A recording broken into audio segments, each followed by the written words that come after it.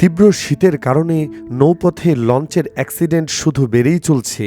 এবার ঢাকা থেকে বরিশাল মুলাদি যাওয়ার পথে পদ্মা নদীতে দুর্ঘটনায় পড়েছে যাত্রীবাহী লঞ্চ এমভি মহারাজ ৭।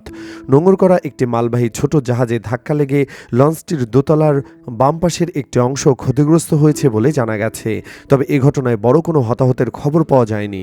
আজ রবিবার সকাল ৯টার দিকে শরীয়তপুরের গোসাইরহাট উপজেলার কোদালপুর ইউনিয়ন এলাকায় পদ্মা নদীতে এ দুর্ঘটনা ঘটে।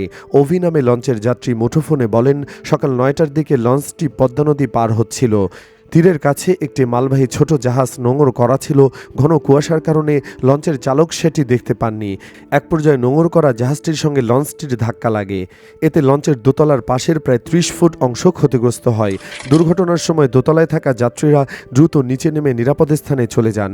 একজন যাত্রী সামান্য আহত হয়েছেন বলে জানা গেছে। দুর্ঘটনার পর লঞ্চটি মুলাদির দিকে যাত্রা অব্যাহত রাখে।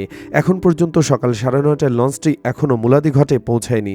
এ বিষয়ে মহারাজ ৭ লঞ্চের কোনো দায়িত্বশীল ব্যক্তির সঙ্গে যোগাযোগ করা সম্ভব হয়নি, ফলে ক্ষয়ক্ষতির সঠিক পরিমাণ নিশ্চিত করা যায়নি।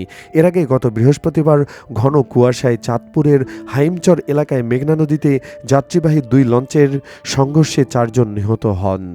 দর্শক, এই শীতের সময় কুয়াশা দেখে ঘাট থেকে লঞ্চ বের করা উচিত তো, না হলে দুর্ঘটনা বেড়েই থাকবে।